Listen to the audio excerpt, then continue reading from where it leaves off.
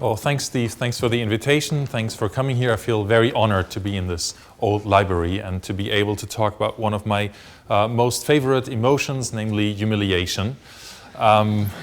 It's not that I like to humiliate people personally, but it is actually a topic that grew out of this civil courage research, where a lot of people described situation to us, to me, that they found to be humiliating and that they had seen that as a very problematic sense of how to respond and to get others to help them to respond. So that's how we decided to do some work on humiliation, and I'm quite pleased to be able to tell you today about results that we've obtained from a research project that was funded by the Dutch Science Organization and that we conducted mostly with my postdoc Marta Otten and my colleague Bert-Jan Doosje and numerous students and other people who were involved in it. I'm going to cover a broad range of approaches, experimental approaches, qualitative approaches, so I hope I can satisfy all of your interests and needs. If there are any questions in between, please feel free to ask, and I've asked Stephen to throw something at me when I'm talking too long or when you fall asleep or something like that. Let's start right away. To get into the topic, if you actually look at humiliation, if you do a Google search and you want to see pictures, and I think I have to move a little bit so that those people over here can see something as well, you find images of, for example, the pillory, where people were exposed in ancient times maybe on St. Andrew's Central Square for doing something wrong, and they were incapacitated, they couldn't leave, and people could simply point, oh look what Kai has done. This is an image of French women who were forced through the streets because they were collaborating with the Germans. And if you note, they had their heads shaven, they have the swastika on their forehead, and they have no shoes on. And these are our first indications what humiliation entails. It entails that your dignity is being taken away, that you're put to the ground, that you have to make contact with the dirt. And this is actually an image that I like very much, because it's one of the few images that I actually found, and I got it from a colleague who works at a museum, of someone who was tarred and feathered. We have the expression, they will tar and feather me, and I had really no idea how that looks like. So that's how tarring and feathering is being done. Humiliation is not an ancient topic, it's something that we also see. These are images from Guantanamo and atrocities committed by US forces and other armies and their private securities, who show signs of humiliation that are being done for clear political reasons, apparently. But you also have more subtler signs of humiliation, and I really like the example of Dominique Strauss-Kahn, the former head of the IMF, and when he was arrested in the US, there is this tradition of the perp walk, where someone, this is how that looks like, so this is Dominique Strauss-Kahn, and he was arrested, and in the US legal system, there's always the moment for the public, or in these days the press, to take a picture of the person who is being convicted. And interestingly, the New York Times had a text on this, and it actually says there was shock in France after the arrest, and there was this display of in handcuffs, and there was a sense that it was not just Mr. Strauss-Kahn who was being so jauntily humiliated, but France itself. And if you would look at the French press, there was outrage. How could they do this to us? Actually, this changed some months after, when they found out that Dominique Strauss-Kahn is actually most likely an ugly womanizer and not someone to be proud of. So they stopped with their accounts that they all felt humiliated for him. Most likely they more felt humiliated by him. But it's just an example where you can see that if you do something to a member of your group, this can actually lead to humiliations for all members of this group. Another example that I really like a lot was an incident that happened in Israel. You see low-ranking Israeli officials from the foreign department, and they are having a talk with the Turkish ambassador. And it's not only the perspective of the photo. No, he sits on a lower bench, and if you note clearly violating diplomatic standards, there is no Turkish flag.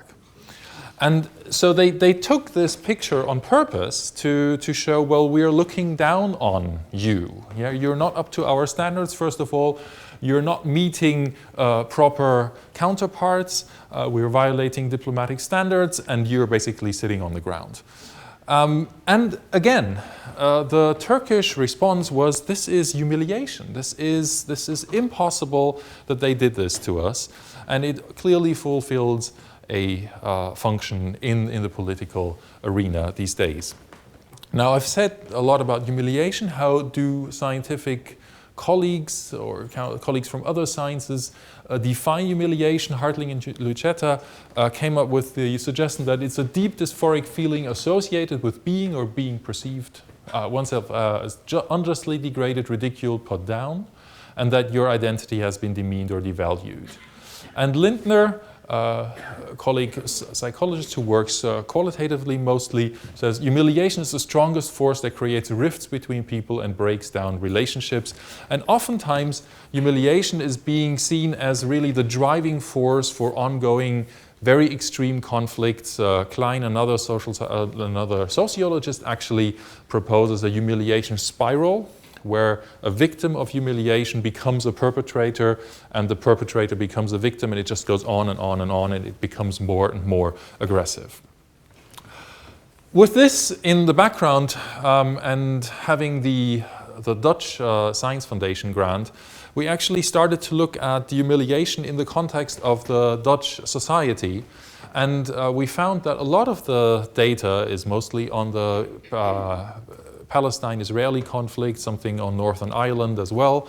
But all of these humiliation accounts, besides very abstract descriptions, do not really include what is humiliating for specific groups in these particular societies. So what we did is, it sounds easy, we started to talk to these minority members. As I said, it sounds easy, it is not easy at all, because, for example, they would not talk to me.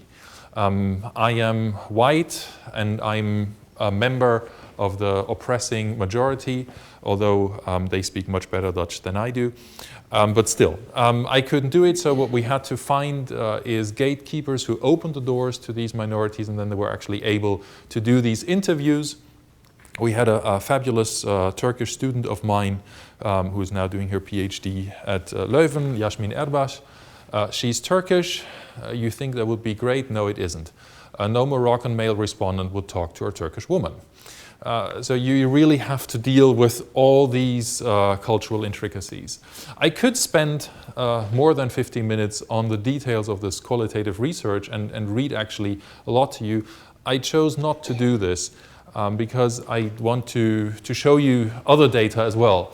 Anyway, we did research with Surinamese and Moroccan migrant groups. The interesting thing is Surinamese, for those who are not so familiar with the Dutch history, those are people from the former colonies. Suriname is at the northwestern tip of the Southern American continent and has a very interesting ethnic composition. You have people with an African background, you have people with a Chinese Asian background, and you have people with an Indian background. And they're all there in some way linked to slave trade. Moroccans is a typical immigrant group in the Netherlands. We also have Turkish immigrants, but we chose to focus on the Moroccans because at the moment, if you're 16, male and Moroccan, you are basically the scapegoat for everything that happens in the Dutch society. We ran qualitative interviews of sometimes up to 3-hour length or had multiple sessions with these respondents, and we then content coded the data. I want to point to two really interesting differences that came up. One is the Zwarte Piet. Don't think I'm a racist by showing this image to you. It's actually Dutch tradition. The Zwarte Piet, the Black Piet, is the sidekick of Santa Claus, Sinterklaas. Sinterklaas comes on the evening of the 5th, and he is being followed by all his little helpers. And it is a Dutch tradition that elementary school children, but also other Dutch people, adults, turn themselves into Zwarte Pieten, and they do that by putting black color in their face, putting on a curly haired wig, and painting their lips brightly red. You could say this is a minstrel show. This is blackface. This is it's utterly racist. Interestingly, it comes up every year around October, and it never changes. This year, it's actually really strong, and we did these interviews in 2011, 2012. I didn't copy it because it's all in Dutch, but there is this debate ongoing, and on common sites of newspapers, of television programs where this is being debated, you have statements literally. Am I allowed to say this? Yeah, it's a scientific background.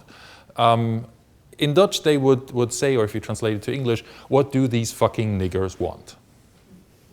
Yeah, and sometimes, and that's actually interesting, they do F star star star, but they write out the N-word. So it's actually worse to say fucking, but it's not so bad to say nigger. So it actually shows how dynamic this situation is. And it's really a big debate. There is at the moment a petition going on. It's actually called Petition, to link to the Zwarte Pieten. And it's signed by over 1 million Dutch people. And it's to keep them. So it's not to get rid of them. Another, and this is the Surinamese population. They actually say this is humiliating. And this is actually putting us back into the slavery past. And that's what hurts us most. The Moroccan immigrants, Moroccan Dutch people, actually have a completely different story. And their story is what hurts us, and they mostly live in Amsterdam West, is not something that happens here. It's something that happens in the Muslim Ummah, the whole unity of Muslim people. And it hurts us if some US soldiers commit atrocities towards Muslim people, burn the Quran. And that actually humiliates us in Amsterdam. And that's where we actually saw this account of vicarious humiliation, similar to Dominique Strauss-Kahn. It doesn't have to happen to you. It's enough if it happens to someone you feel close to members of your own group, and that can be equally strong. Interestingly, the Surinamese respondents also showed that they have meta-knowledge on humiliation of other groups. So the Surinamese respondents actually told us, oh yeah, and we know the Moroccans get humiliated by this.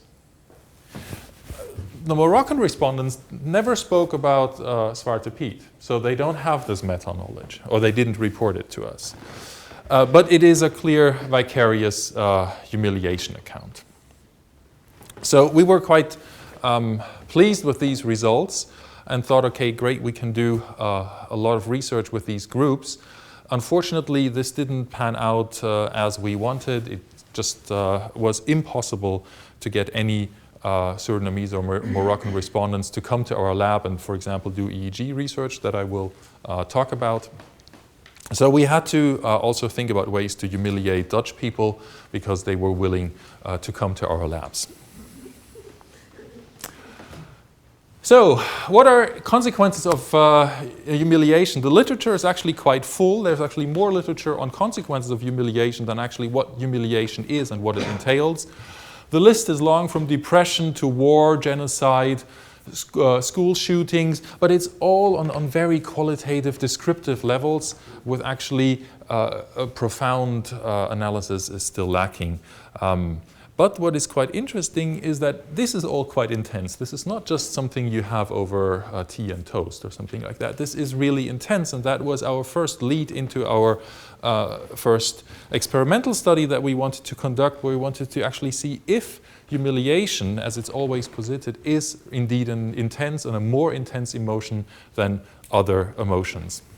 So what we did may sound a bit weird. We went to EEG paradigms, and we wanted to test if we actually find accounts trace for these, this intensity, and if we have actually a mental or a neurological pattern that we can see. What we did, we compared humiliation to other approach-related emotions. Why does the approach come into the game? Humiliation has two components, or is usually seen to have two components. One is shame, that's a more avoidance-related emotion, and it has an approach-related emotion, and that is anger. To keep it constant, we compared it to anger and happiness. Both are approach-related emotions, and we saw it if we find actually a pattern in the EEG. What we did, participants read scenarios describing an emotional situation. It is actually quite difficult to induce humiliation in contexts where you shouldn't move or actually be quite still. I had the pleasure, it was quite unique, to have breakfast with Phil Zimbardo some years ago, and I quizzed him on how did you humiliate your members in the Stanford prison study, and he told me, yes, we let them do push-ups, and we had the floor had it really dirty, and then we just gently put our hands on their shoulders and pushed them down. I think it's a lovely humiliation induction. Unfortunately, the ethics committee didn't allow me to do it. So that's that. So we pre-tested a number of scenarios. You see your internet date at the arranged location. Your date takes one look at you, turns around, and quickly walks away. This is humiliating for our participants. Anger is your roommate has organized a party while you're away for the weekend. When you return, the apartment is a mess and all your wine glasses are broken. That is inducing anger. And happiness, you find out that a person you have a crush on for a while likes you too. Well, that should make you happy. We used 30 scenarios for each emotion type, and that they were told to use their imagination to place themselves in these situations. Then we had a primer at the end where we actually tell them what you should feel: angry, happy, or humiliated, and a sentence instructing them to reflect on the emotional content, and that's think about that. The scenarios, as I said, were pre-tested for emotional content, so you find that the happiness scenarios are happy, the anger scenarios make you angry, and the humiliation scenarios make you feel humiliated, but also there is the anger component in it, and it's quite part of the paradigm. What did we measure? We measured the late positive potential and the alpha ERD. Why did we do that? Because we thought that the amplitude of the LPP would indicate an emotional extremity. And we used the alpha ERD as an indicator of overall activation that is going on in response to the stimuli. The predictions, quite straightforward. If humiliation is actually a more intense emotional experience than the other emotions we want to compare, we want to see a larger LPP amplitude, and we want to see more alpha ERD compared to the other scenarios. To move to the results, well, 35 subjects, quite young, a majority women, but that's standard if you do it with psychology students. The results, this is the LPP. I choose one electrode, and what you see is that the humiliation scenarios clearly are differentiated from the LPP around happiness and anger. So we see the predicted difference on the LPP, and for the alpha ERD, we have a main effect mostly over the frontal electrodes. And again, you see a difference here for the comparison humiliation against anger, happiness, and this difference is actually not significant. So we were quite happy with this study because it indeed gave us some indications that humiliation is a more intense emotion than the other emotions that we usually experience. So it is more intense, by means that we have a larger LPP and more alpha ERD. So humiliation is intense. We were quite happy with that, and moved on to what are actually the consequences of humiliation also on a neuro-cognitive level. We had thought about different ways of humiliation, and actually these scenarios, they are nice, but you could argue, well, it's scenarios and you would want a different type of humiliation manipulation. So also we tried out different things, and one was social exclusion, of which there is indication that it actually is humiliating once you're excluded from a social group. What did we do? We actually wanted to test if social exclusion is actually humiliating in the first place, and then since we found that, we actually went with it for a second study where we wanted to look at neuro-cognitive consequences of the exclusion. What did we do? If you look at social exclusion literature, it's actually quite of a mixed bag of results that you see there. You see less pro-social behavior, but it's also towards the in and the out group. So if you're excluded from a group, you're less helpful, but it's not differentiated by in and out group members.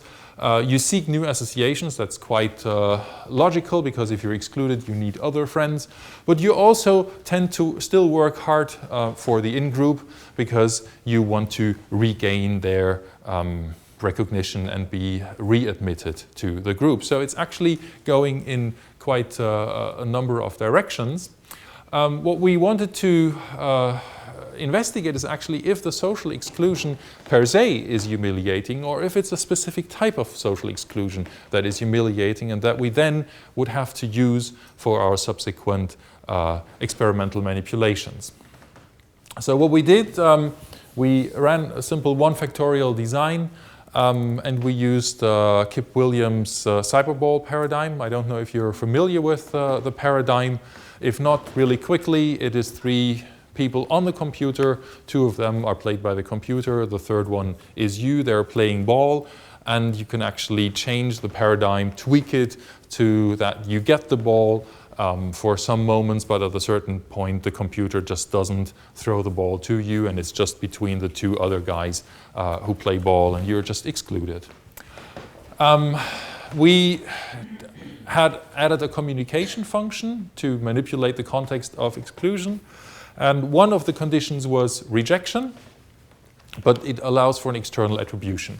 Player 1 says, that's not you, it's better to throw the ball only to each other. Player 3 says, yes, player 2's computer is a bit slow. So the reason that you don't get the ball, that you are excluded, is not your fault, it's your computer's fault. For humiliation, they said, it's better to throw the ball only at each other. Player 3, yes, a blind donkey can throw better than this loser. And player 1 says, ha, ha, ha. You find it funny. Participants found that to be humiliating. That was our prediction. Then we also assessed the morality of the other players, and we assessed pro- and antisocial behavioral tendencies. What you actually see is in the different conditions. So this is included. That means you play for 3 minutes, you can click on each other, and you just happily throw the ball to each other, so everything's fine here. This is the ignored, this is rejected, and this is the humiliated. So that's the classic cyberball. This is cyberball plus rejection, but it's because of the computer, and that is because of the blind donkey.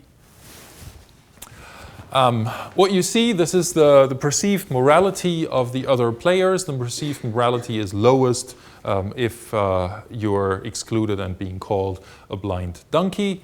The behavioral tendencies actually show an interesting pattern. The pro-social tendencies decline over conditions, and the antisocial tendencies are somewhat stable, but you see a clear decline in the antisocial tendencies. And interestingly, there is a covariation of morality, which actually points to a mediating effect of that morality of the other players. We wanted to follow this up in another study. Same thing as before. We just used only 2 conditions, namely the extreme positive one, you're included, and the extreme negative one, you're humiliated. And what you see here is an even clearer pattern. In the inclusion condition, you show more pro-social tendencies. In the humiliation condition, you show more antisocial tendencies. Players are moral in the inclusion condition, but not in the humiliation condition. And you feel really humiliated. We added that as a measure in the humiliation condition. And as predicted, we found the mediation. So these are the pro-social behavioral tendencies, these are the antisocial behavioral tendencies, and again, the morality of the other players is a mediator for the tendencies that you want to show as a consequence of your humiliation. So humiliation was coded 1, inclusion was coded -1.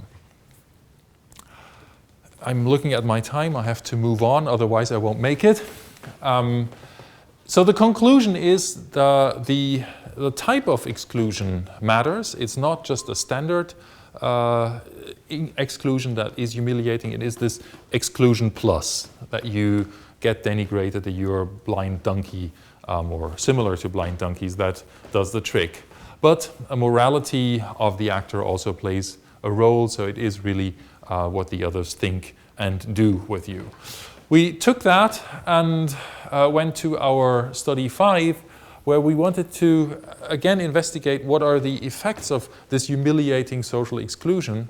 And this was also fueled by more sociological and descriptive data and accounts who actually said students who are humiliated, especially from a Palestine background, are performing poorer at school, have difficulties in concentration, and there are all these more descriptive, it really does something with your cognitive functions, and so we wanted to follow this up. Again, the literature shows you find increased aggression, there is increased impulsive behavior, you also show more risky behavior, but also this decreased cognitive functioning. But this thing is really not fully spelled out. What does it mean and how does it work? So we wanted to investigate this. Yeah, it's quite obvious. Cognitive control is an underlying phenomenon for most of these results or for these effects. So we wanted to investigate actually, do we find an effect of humiliation or humiliating exclusion on the cognitive control system. We did that using an ERP paradigm. This is one of our happier participants.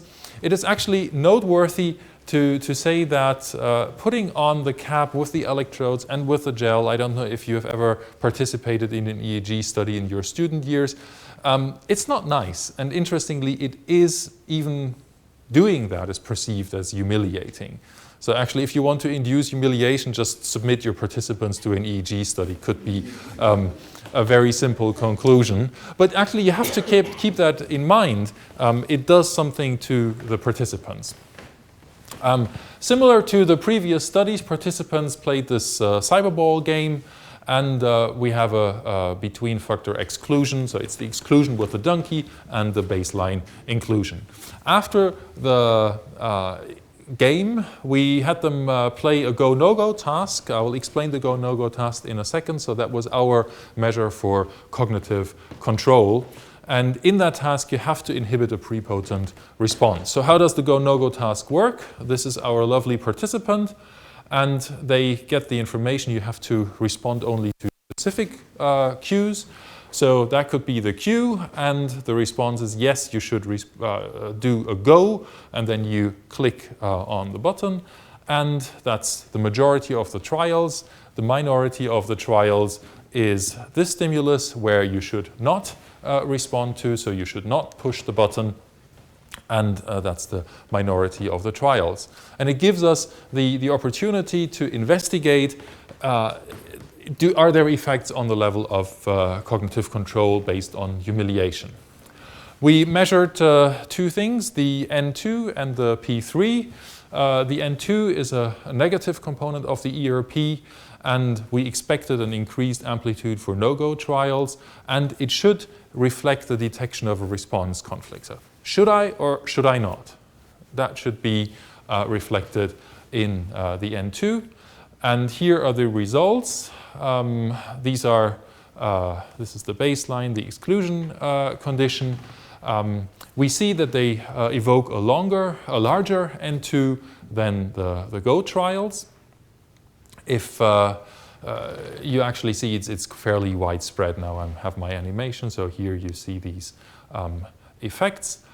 These are difference waves, and actually here you see the larger N2 after exclusion, and it's on the parietal electrodes. So here is the effect that is quite strong or stronger than on other electrodes. For impulse control, we wanted again to find an increased amplitude for no-go trials, and it should be the inhibition, oh no, I shouldn't do that. I should not push the button now. That would be on the P3. And what we found here, again, baseline and exclusion, and it's a widespread effect again, and you find it actually on various electrodes all over. Again, the different waves, you have a smaller P3 amplitude after the humiliating exclusion, and again, it's on parietal electrodes. To sum up, in this fifth study, excluded participants showed more N2 activation and less P3 activation compared to the baseline, the inclusion participants. And it indicates that there is an increased detection, or the need for an increased detection of response conflict, and the fewer or the less P3 activation indicates the decreased ability to inhibit unwanted, the prepotent responses. If you want to bring this back to humiliation research, you could argue once you are humiliated, once you are in this state of powerlessness being put to the ground, you do not want to make other types of mistakes because they could make your situation worse. I know that's a bit far-fetched, but it somehow reflects that we think that this humiliation has these cognitive or these effects that also filter through on cognitive control. Now, conclusion, we do not find evidence for an overall decrease of cognitive control, and that's actually what earlier research showed. No, it is specific. It shows that humiliated individuals are more invested to the detection of response conflict, but have less ability to inhibit unwanted impulsive responses. And actually, we can move on and see where we can take this to. I've talked for about 30 minutes. Let me quickly sum up what I've showed to you, what we found. First of all, humiliation is culture and context specific. Not every minority has the same humiliation experience. It's actually something that is very much tied to your social situation that you're coming from. It is an intense emotion, and intense in that sense that it really has a distinct neurological pattern. And it's not only intense because it's longer. Most of the intensity emotion literature says an emotion is intense when it has a very long duration. But this actually shows it's not only the duration for which you perceive the emotion, but it's actually in the moment of the perception that it has a more intense pattern. Humiliating has many level consequences, as well as behavioral and cognitive. And we show that actually when you work with inclusion as a manipulation for humiliation, that actually the attribution dependency is relevant also for the responses that you show afterwards. And the cognitive processes, which I've talked about. I want to use the next minutes actually to talk again about vicarious humiliation. Remember, France felt humiliated by Dominique Strauss-Kahn, burning Quran somewhere in the world, heard in Amsterdam West. So let's go back to that, and let's try to humiliate white Dutch people again in a different context, and to actually test vicarious humiliation, and to actually find out what are boundary conditions when vicarious humiliation may be more or less painful. We actually wanted to test both these approach and avoidance components, and we also wanted to investigate, is it important who is getting humiliated?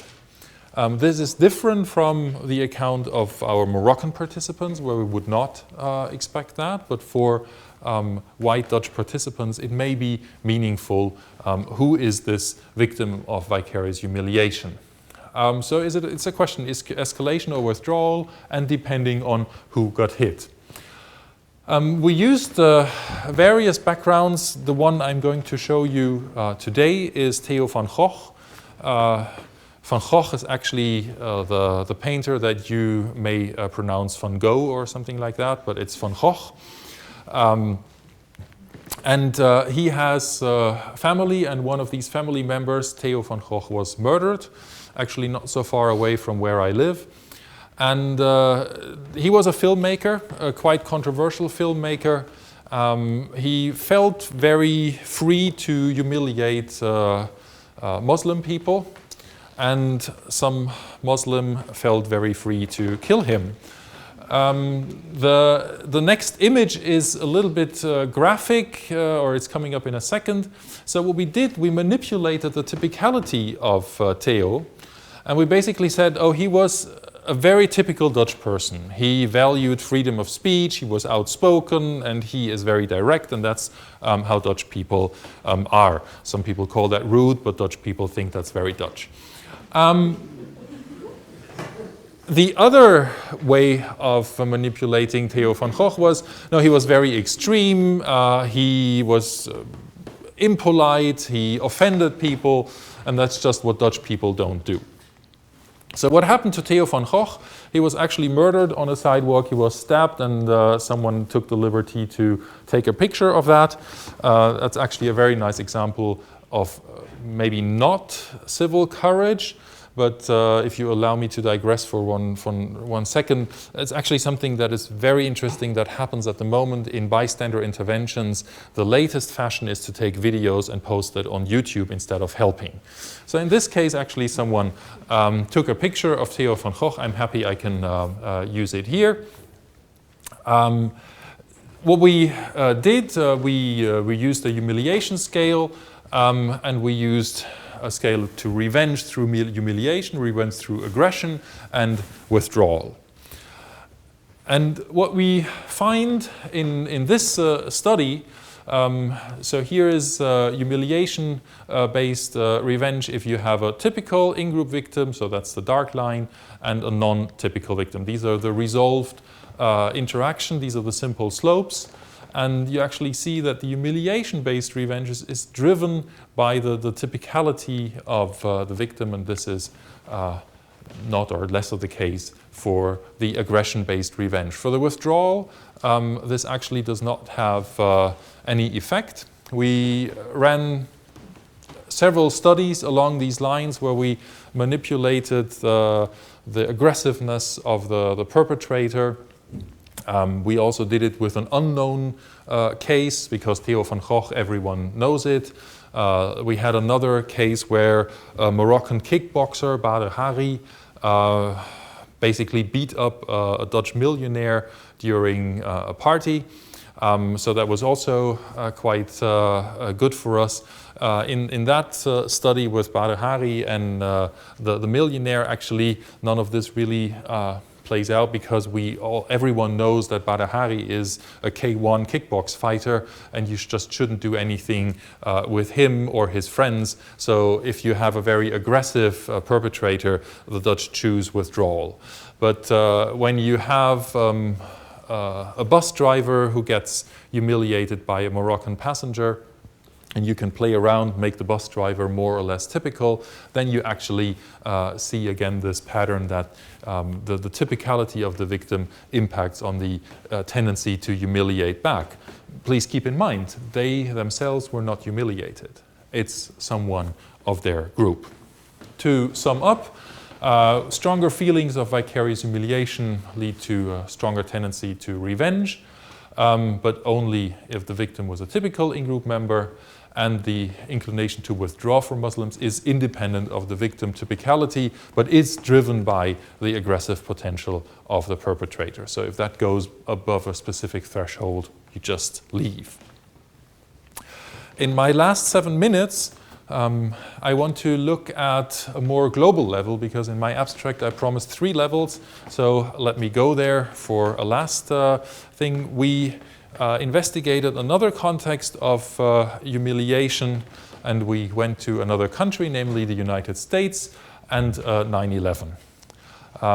We had some accounts. If you look at the literature on 9/11, it actually shows that US Americans can perceive that as very humiliating to their nation. So we wanted to make use of that. I'm going to show you some path models, and I will explain the variables within these path models due time constraints. Essentially, what we wanted to test in this line of research was if the response to 9/11, the emotional response to 9/11, if that is a humiliation response or if it's a shame response, does that have an impact on your support for certain policy, support for certain action?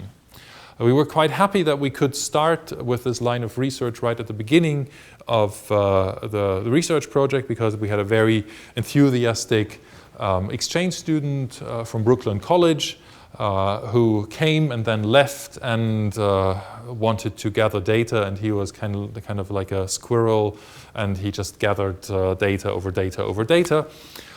Then world politics played in our favor because the US killed Osama bin Laden, and we could actually use that moment in our research and see how people respond to the killing of Osama bin Laden in relation to their humiliation experience. So with no further ado, 3 path models.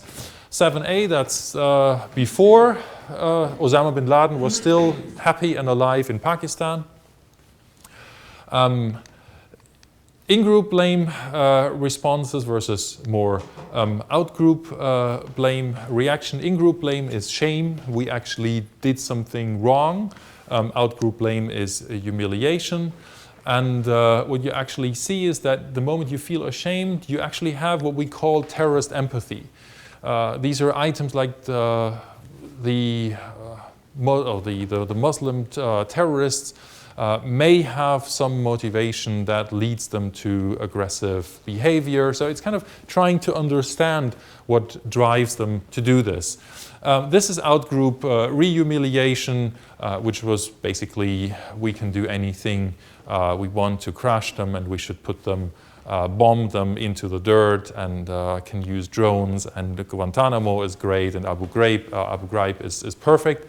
So what you actually see is that the out-group blame leads to this re-humiliation, but not to terrorist empathy, whereas the shame response leads to the empathy, but less to a positive endorsement of US policies. The next model is a little bit more complex. We again have the in-group blame and out-group blame responses, and we tested in how far they are open to the out-group. There should be contact with Muslims. We should better get to know them. We should understand their feelings and their motivations, or we just should nuke them to the ground. And interestingly, we also tested, well, the US are maybe too aggressive in their behavior, and there is a constant threat of international terrorism, of Muslim terrorism. What you actually see here is, again, a similar pattern. The shame response leads to more openness to the out-group, and you see the path via the in-group hostility. We were too extreme in our responses. On the lower part, there is this threat, and there is the support for military action. And the more you think they are still threatening, you don't want to be open towards the out-group.